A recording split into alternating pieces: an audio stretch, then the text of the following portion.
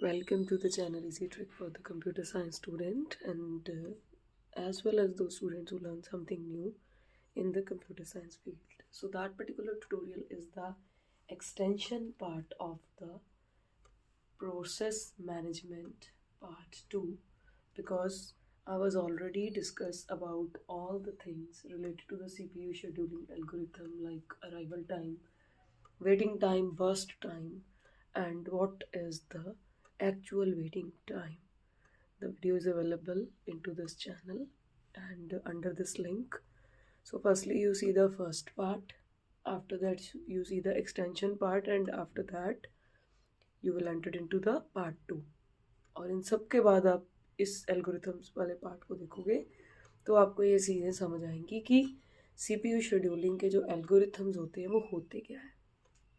CPU scheduling algorithms में दो तरह के एल्गोरिथम्स होते हैं, एक होते हैं प्रिमिटिव, एक होते हैं नॉन प्रिमिटिव। प्रिमिटिव एल्गोरिथम्स हम उन एल्गोरिथम्स को बोलते हैं जिसमें हमने पार्ट अप्लाई करना होता है कि अगर वन टाइम कोई भी प्रोसेस, जैसे हमने कल भी एग्जांपल करी थी कि प्रोसेस जैसे मान लो 5 है टोटल, तो एक बार वो CPU की शेड्यूल में एंटर हो गए नेटवर्क में तो वो तब तक अपना यूनिट किसी को नहीं देगा जब तक कि उसका पूरा प्रोसेस कंप्लीट नहीं हो जाता।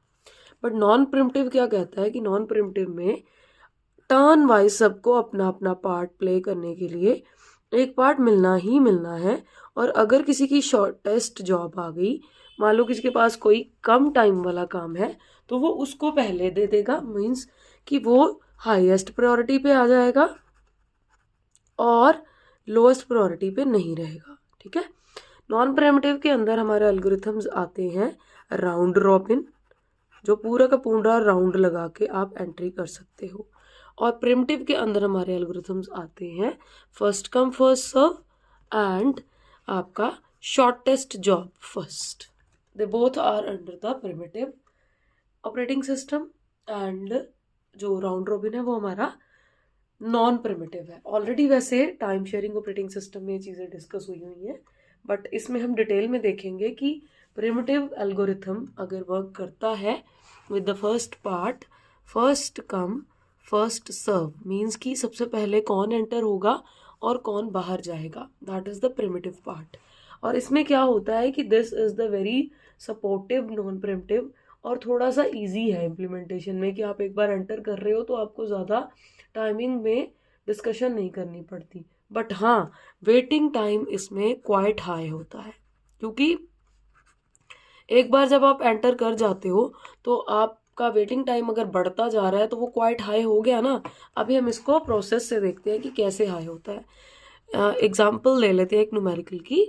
P1, P2, P3, P4 हमारे पास 4 प्रोसेसेस हैं। इनका जो बेसिकली अराइवल टाइम है और ये जो इनका बर्स्ट टाइम है वो हमें न्यूमेरिकल में अवेलेबल है, और अराइवल टाइम है यहाँ पे 0, प्रोसेस का 1, 2, 3, एंड बर्स्ट टाइम इनका बन रहा है हमारे पास 5, इसका बर्स्ट टाइम है, इसका 4 है, इसका आपका 3 है बर्स्ट टाइम, और इसका 1 है। अगर आप 5 प्रोसेसेस भी लेना चाहते हो तो 5B प्रोसेसेस वाला न्यूमेरिकल है ये, तो आप इसके अंदर भी एंटर कर सकते हो। तो यहाँ पे हमारा बर्स्ट टाइम है 2। प्रायोरिटी वाइज अगर हम बात करें तो शेड्यूलिंग दिख रही है कि प्रायोरिटी वाइज हमेशा पहले P1 से एंट्री शुरू होगी, फिर P2, P3, P4 and P5। ये तो हर कोई एल्गोरिथम यही कहता है, आइदर राउंड रोबिन हो या आपका ये प्रिमिटिव हो या नॉन प्रिमिटिव हो। बट द थिंग इज कि एंट्री इसमें अब आपकी शुरुआत में जब गैंट चार्ट इसमें एंटर करेगा तो गैंट चार्ट की already discussion time sharing operating system में हुई है, अब उसको भी एक बार देख लीजिएगा, लिंक मैं अवेलेबल करवा दूंगी डिस्क्रिप्शन बॉक्स में, काइंडली उसको चेकआउट कीजिएगा। गैंट चार्ट जब हमने बनाना है तो सबसे पहले प्रोसेस P1 है, तो P1 से हमने स्टार्टिंग करनी है। तो एंट्री कैसे होनी है देखिए, P1 का जो अराइवल टाइम है वो है 0, मीन्स कि उसने जब ट्रेवल करना है तो स्टार्टिंग फ्रॉम द 0 है, और उसका जो अपना पॉइंट का बर्स्ट टाइम है, मीन्स जब उसने पहुंचना है अपने डेस्टिनेशन पे तो वो कितना है, वो है उसका 5। ठीक है। P2 का देखो सेकंड प्रायोरिटी पे है कि उसका अपना एक पॉइंट है अराइवल टाइम 1, बट उसका भी बर्स्ट टाइम है कि उसको 4 मिली सेकेंड्स या 4 मिनट्स जो भी डिसाइड किया गया होगा उस हिसाब से लगेंगे। तो P2 का लगना है 4, मीन्स कि अगर वो शेड्यूलिंग में आ रहा है कि पहले जो आया था उसने सर्व होना है। अब हमारा एल्गोरिथम क्या है कि जो पहले आया उसकी सर्विंग पहले होगी। तो पहले कौन आया है? P1, फर्स्ट कम फर्स्ट सर्व। पहले ये आया फिर ये आया, तो 5 + 4 9, इसको टोटल टाइम लग रहा है 9। ठीक है, उसके बाद आया हमारा P3 हमारा बर्स्ट टाइम है यहाँ पे 3, और एंट्री इसकी है पोजीशन नंबर 2 के ऊपर। तो 9 + 3 हो गए यहाँ पे 12। फाइन। उसके बाद आया हमारा P4 में हमने देखा कि जो इसका टोटल बर्स्ट टाइम है वो है 1, मीन्स 12 + 1 13, और 13 के साथ ही हमारा ये पार्ट जो है वो P5 का एंटर हो गया है। यहाँ पे P5 ने एंट्री दे दी है यहाँ पे पूरी की पूरी, और टोटल टाइम हमारा लग रहा है 13 + 2 15।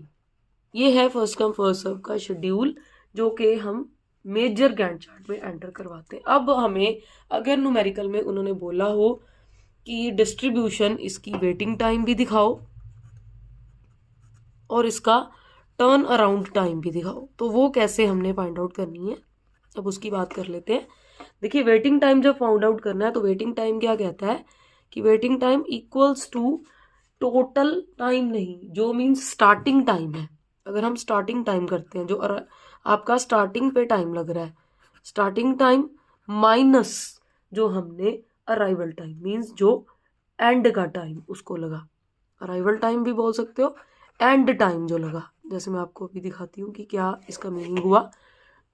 तो P1 का सबसे पहले हम निकालते हैं। स्टार्टिंग टाइम क्या था? देखो 0। ठीक है, अराइवल टाइम भी क्या है इसका? 0, क्योंकि बस टाइम तो बाद में आ रहा है ना, तो अराइवल टाइम भी इसका है 0।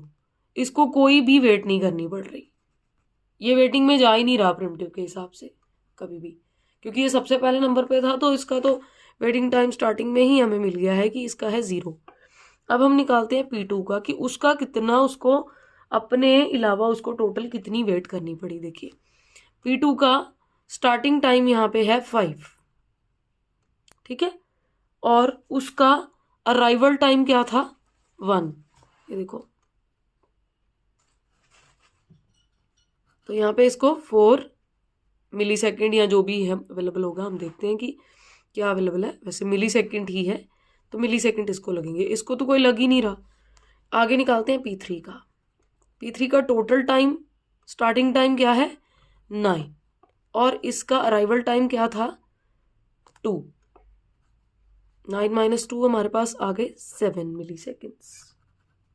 फाइन। P4 का ऐसे निकाल लेते हैं हम। स्टार्टिंग टाइम है 12, और अराइवल टाइम क्या था? ये देखिए, P3 का अराइवल टाइम है, सॉरी P4 का अराइवल टाइम है 3। 12 - 3 हमारे पास बचे 9 मिली सेकेंड्स। फाइन। P5 का अब हम देख लेते हैं। P5 is the last process. इसका स्टार्टिंग टाइम है 13, और इसका अराइवल टाइम क्या है? 4। 13 - 4 अगेन हमारे पास आ गया 9 मिली सेकेंड्स। अब आपने देखा कि कैसे बर्स्ट टाइम वेटिंग टाइम से मिलके उसको टोटल टाइम बढ़ा रहा है। इसलिए मैंने बोला था स्टार्टिंग में कि waiting time little bit quite high है। देखो, यहाँ पे इसका बर्स्ट टाइम है 2 1, नॉन प्रिमिटिव नहीं है। अगर नॉन प्रिमिटिव होता तो प्रायोरिटी इसको मिल सकती थी राउंड रॉबिन में, अब नहीं मिल सकती क्योंकि ये फर्स्ट कम फर्स्ट सर्व है। तो हमारे पास इसका टोटल अब हम कर लेते हैं। ये जो हमारे पास आए हैं टोटल में ये है आपका, इसका टोटल करते हैं 9 and 9 18 and 7 and 4, and the total term हमारे पास यहाँ पे आ रही है 29 मिली सेकेंड्स। ठीक है, अब अगर उसने बोला है कि आपको ये जो आपने टाइम पीरियड निकाला है 29 milliseconds, means total time, total waiting time is 29 milliseconds. Fine. अब उसने बोला है कि एवरेज निकालो, कि एवरेज के हिसाब से एक प्रोसेस कितना ले रहा है। Average waiting time, average waiting time कैसे निकालते हैं? Total waiting time divided by process की काउंटिंग। ठीक है, प्रोसेस की काउंटिंग है हमारी 5। ठीक है, 29 डिवाइडेड बाय 5, तो ये आ रहा है हमारा 5.8 मिली सेकेंड्स। मीन्स टोटल अगर हम एवरेज निकाल रहे हैं तो हर प्रोसेस को 5.8 मिली सेकेंड का टेन्योर हैंडल करना पड़ रहा है। ठीक है, अब हम बात करते हैं इस प्रोसेस के आगे वाले पार्ट की, जो है इसका टर्न अराउंड टाइम। ठीक है, अब टर्न अराउंड टाइम कैसे निकालते हैं उसको देखते हैं। टर्न अराउंड टाइम जब आपने निकालना है तो इसका फॉर्मूला होता है कंप्लीशन टाइम, कि जब कंप्लीट हुआ था, माइनस अराइवल टाइम, जब अराइव होना था और जब उसका टाइम कंप्लीट हुआ। ठीक है, अब कंप्लीशन टाइम और अराइवल टाइम की हम कंपैरिजन देखेंगे। तो कंपैरिजन में आप देखिए कि पार्ट के अंदर आपको ये दिख रहा है कि हमारे पार्ट में ये गैंट चार्ट हमने सबसे पहले बनाया था, वेटिंग टाइम हम निकाल चुके हैं, अब टर्न अराउंड टाइम हमने निकालना है। तो वो कैसे निकालेंगे, सबसे पहले देखो प्रोसेस है हमारा P1। फाइन, P1 का हमारा जो कंप्लीशन टाइम था वो कितना था, देखो टोटल टाइम कंप्लीशन, अब स्टार्टिंग का नहीं लेना, कंप्लीशन करते हुए उसे टाइम लगा है 5, माइनस इसका अराइवल टाइम कितना है 0, तो आ गया 5।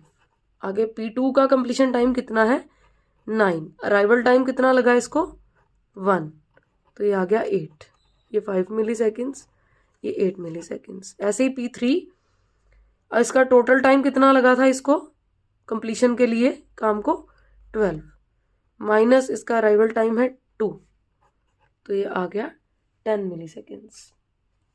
इसके बाद P4 है, P4 में इसका टोटल टाइम हमें लगा है कंप्लीशन का 13 और इसका अराइवल टाइम है 3, और ये भी हमारा हो गया 10 मिली सेकेंड्स।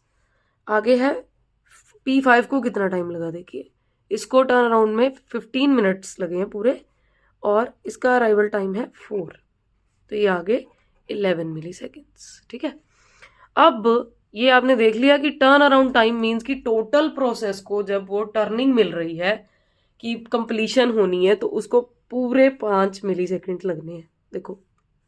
और अगर आप इसको देखोगे तो इसकी प्रायोरिटी के हिसाब से बर्स्ट टाइम सबसे कम इसका था, फिर इसका था, फिर इसका था, फिर इसका, फिर इसका। ये काम हम राउंड रॉबिन में कर सकते हैं। नॉन प्रिमिटिव का यही एडवांटेज है कि आप हाईएस्ट प्रायोरिटी को सबसे पहले दे सकते हो, ये फर्स्ट कम फर्स्ट सर्व में हम नहीं दे सकते।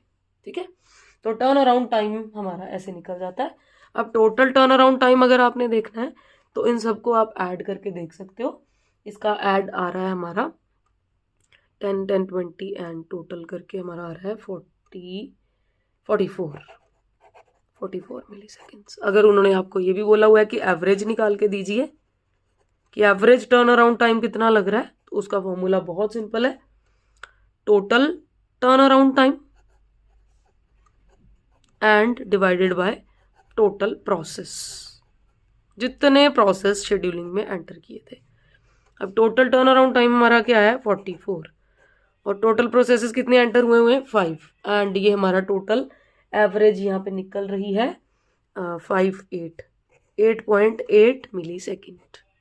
सो थिंक अबाउट कि फर्स्ट कम फर्स्ट सर्व के न्यूमेरिकल में अगर उन्होंने आपको बोला हो कि आपने इसमें से एवरेज निकालनी है तो ये फॉर्मूला है, टर्न अराउंड टाइम पहले वेटिंग टाइम निकलेगा। अगर उन्होंने ये बोला कि टर्न अराउंड टाइम निकालो तो तब भी आपको वेटिंग टाइम निकाल देना चाहिए। अगर अकेला बोला है वेटिंग टाइम तो निकालना है। सो होप सो कि ये numerical based first come first serve algorithm आपको समझ आ जाएगा। और if you have any type of question regarding any part, kindly comment into the comment box. Reply will be given very soon to all of you. So the next video related to the shortest job first algorithm will be uploaded very soon, and till then take care and thank you.